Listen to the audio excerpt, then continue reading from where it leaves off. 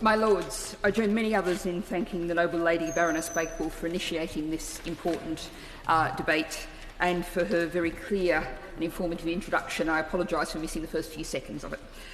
I also want to focus not on the medical issues, but rather on issues of use of gene editing in crops, domestic animals, and indeed wild populations. In this, I am indeed following the lead of the noble Lord Viscount Ridley, although you might take it as given that I'm 180 degrees opposite with the views of virtually everything that he just said. And I want to address that from three aspects. First of all, the issues around the very sad fact that we will be on Friday night leaving the EU. We have seen the collective efforts of the European Union together struggling for 30 years with this fast-moving field of endeavour. We saw 10 years of uncertainty until we saw the European Court of Justice ruling in 2018, which ruled that techniques of directed mutagenesis, so techniques like CRISPR that we've been discussing, are to be considered GMOs under the EU GMO directive. But I think it's important to point out some misinformation around here. The EU does not have a ban on GMOs. There are around 70 authorised food and animal feeds products that come into the EU. That means thousands and thousands of tonnes of animal feed, soybean, rapeseed and maize. And I would say for the EU and for us going forward, there's a safety assessment that needs to be updated in regards to the latest understandings with regard to these imports, particularly regarding stacked events, where we may see interaction of the genetic modifications. Now, what we have in the EU currently is mandatory labelling and tracing that enables the public to know what they're eating, what they're getting, and there's very strong evidence that that is what the public wants. And I would say that's something we very much want to keep.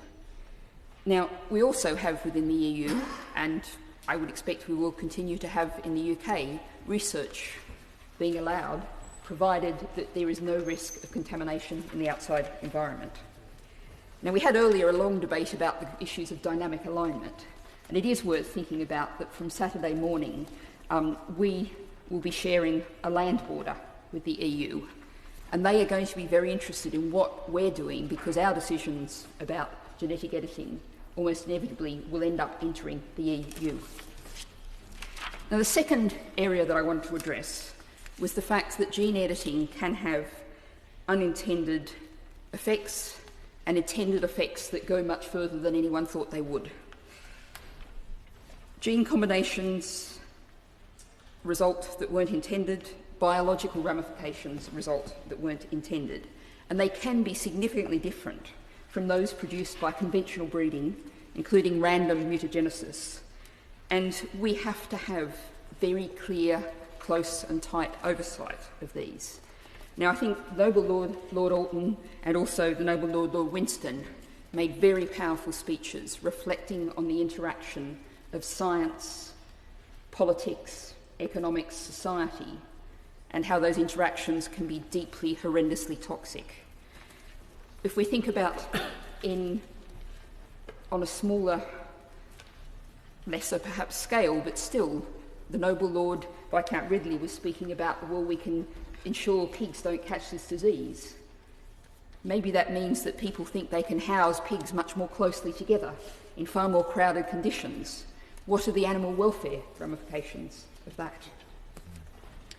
Now, the noble Viscount also referred to gene drives, possibly some of the most frightening aspects of potential gene editing that's being widely explored in the laboratory at the moment.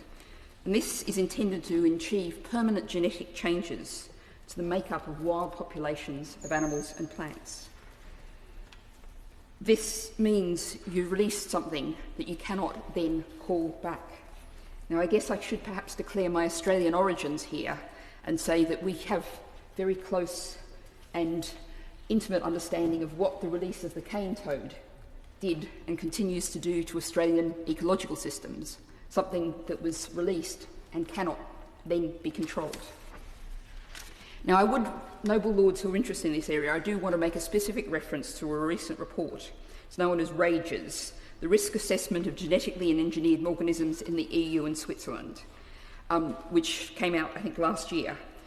And just briefly, the conclusions of that. Although the Noble Viscount suggested that EU regulations was far too tight, this report concludes that they're not nearly tight enough.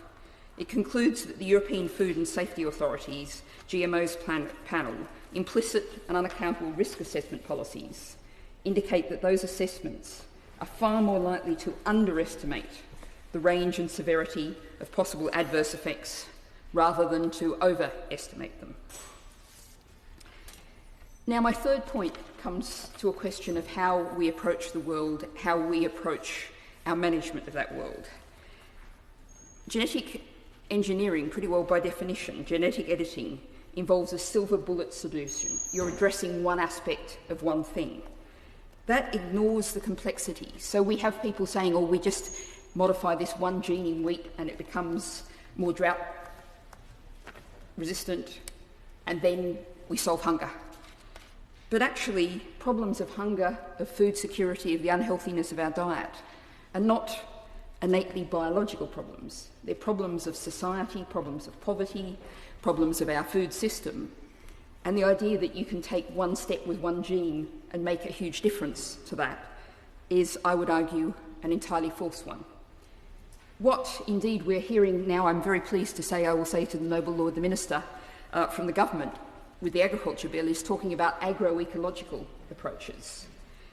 This really is the alternative way of looking at how we solve the huge problems we face in terms of food security, in terms of hunger. The government is looking at soil and focusing on the health of soils. And these are the kind of approaches we need to be taking rather than simple silver bullet solutions. We also know that a huge percentage of the world's food is produced by small farmers, and patented and costly tools produced by gene editing technology are not the solutions to their problems.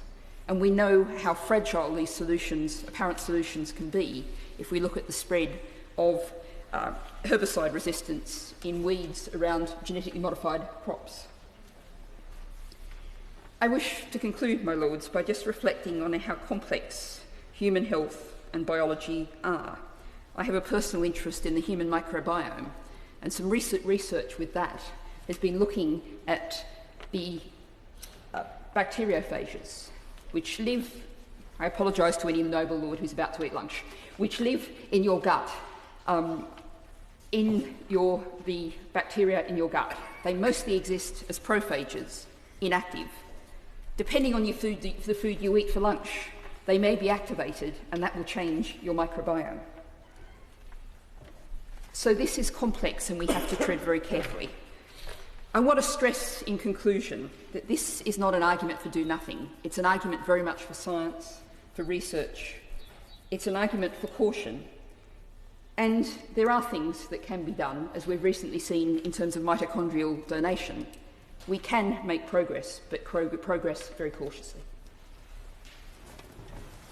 My Lords, I congratulate Lady Beckman on securing this important and timely debate on developments in gene editing, and she set the scene to allow the widest of debates, and I think we could all agree that we've had that extraordinarily wide debate. Lord Patel said that our genes are part of our humanity, and yet we cannot stop science. And there is much to be done to make it safe and effective. And Lady Bakewell, Bishop of Carlisle,